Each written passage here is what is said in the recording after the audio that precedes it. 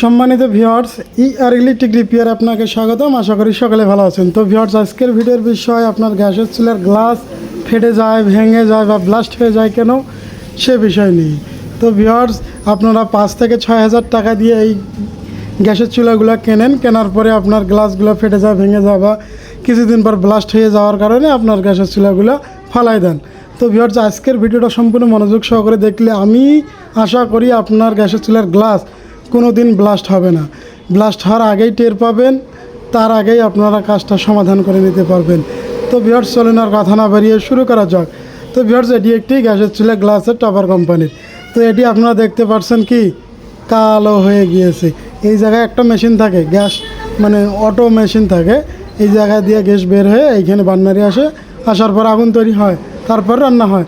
তো ভিউয়ার্স, আপনার গ্যাসের চুলা দেখবেন, শুরুতে আমরা আলোচনা করব কি কারণে আপনার গ্যাসের চুলার গ্লাসটা ফেটে যেতে পারে বা ব্লাস্ট হয়ে যেতে পারে, তার আগে কিভাবে বুঝবেন।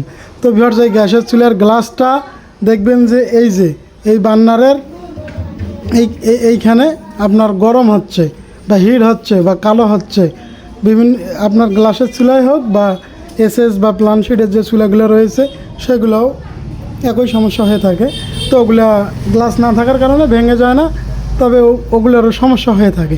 তো ভিউয়ার্স, দেখবেন যে এই যে বার্নার রয়েছে, এই জায়গায় যে মেশিন থাকে, সুইচ থাকে। তো ভিউয়ার্স দেখুন, এই জায়গায় যে সুইচ থাকে, এই সুইচের এইখানে দেখবেন যে গ্লাসটা অতিরিক্ত হিট হচ্ছে, তাহলে বুঝবেন যে আপনার গ্লাসটা ফেটে যেতে পারে। বা এই জায়গায় কালো দাগ চলে এসেছে বা এই জায়গার কালারটা ডিসকালার হয়েছে, তাহলে বুঝবেন যে আপনার গ্লাসটা ফেটে যেতে পারে। আর এই গ্লাস যাতে না ফাটে সে বিষয় নিয়ে করণীয় হলো, আপনারা দেখলেন যে আপনার গ্লাসটা গরম হচ্ছে বা কালার ভিন্ন হচ্ছে।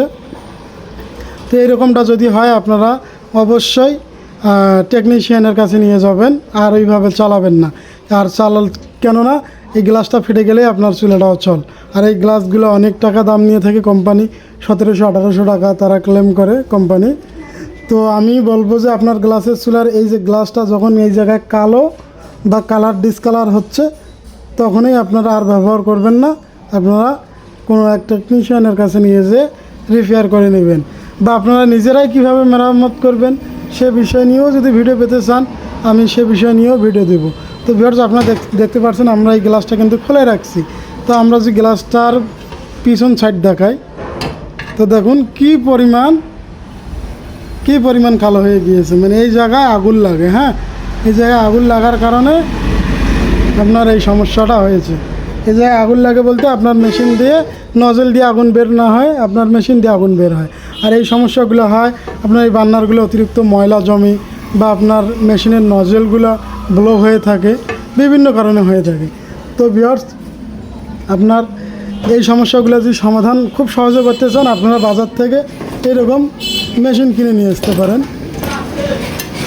এইরকম মেশিন কিনে নিয়ে এসে আপনারা মেশিনটা চেঞ্জ করে দিবেন, প্লাস বার্নারটা পরিষ্কার করে দিবেন, দেখবেন যে আপনার সমস্যার সমাধান হয়ে যাবে। আর এই মেশিনটা আমরা রিপেয়ার করি সাধারণত, আমরা যে খুলছি আমরা এই মেশিনটা রিপেয়ার করতে পারি। তো এই মেশিনটা কিভাবে রিপেয়ার করা হয়, বা আপনার এই যে এই নজল দিয়ে আগুন বের না হয়, এইখান দিয়ে আগুন বের হয়, সব সময় বের হওয়াতে আপনার গ্লাসটা কী হয়, গরম হয় বা ফেটে যাওয়ার সম্ভাবনা বা ব্লাস্ট হওয়ার সম্ভাবনা থাকে। তো এই ধরনের সমস্যা হলে আমরা এই মেশিনটি খুলে ছোট্ট একটা পার্টস পরিবর্তন করে দিলে এই মেশিনটার কাজ সমাধান হয়ে যায়। তো আপনারা যদি এই বিষয় নিয়েও ভিডিও পেতে চান, তো ভিডিওটা লং হবে বিধায় আমরা পরবর্তীতে ভিডিও করব এই বিষয় নিয়ে। তো আপনারা অবশ্যই লাইক এবং কমেন্ট করে জানাবেন। আর যারা এখনও আমার চ্যানেলটি সাবস্ক্রাইব করেন না, অবশ্যই চ্যানেলটি সাবস্ক্রাইব করে পাশে থাকবেন। তো ভিউয়ার্স, আজকের বিষয় এইটুকুই। তো আপনারা এই কাজগুলো যদি করেন, যে আপনার গ্লাসের চুলার গ্লাসটা গরম হচ্ছে বা ডিসকালার হচ্ছে, বা আপনার প্লানশিট বা এসএসের চুলাও যদি গরম হয়ে থাকে, তো আপনারা ওভাবে আর চালাবেন না, দুর্ঘটনা শিকার হতে পারেন। তো আপনারা টেকনিশিয়ানের কাছে নিয়ে যাবেন। আর যদি টেকনিশিয়ানের কাছে না যান, আপনার যদি নিজের কিছু অভিজ্ঞতা থাকে, তাহলে আপনারা নিজেরা এই মেশিনটা বাজার থেকে কিনে নিয়ে আসবেন। এই মেশিনটার দাম খুবই অল্প হয়, আপনার মেশিনটা চেঞ্জ করে দিতে পারবেন। কিভাবে চেঞ্জ করতে হয় বা কিভাবে এটার রিপেয়ার করতে হয় সে বিষয় নিয়ে আমরা পরবর্তীতে ভিডিও করব, যদি আপনারা কমেন্ট করে জানান। তো আজকে এ পর্যন্তই, ধন্যবাদ সকলকে।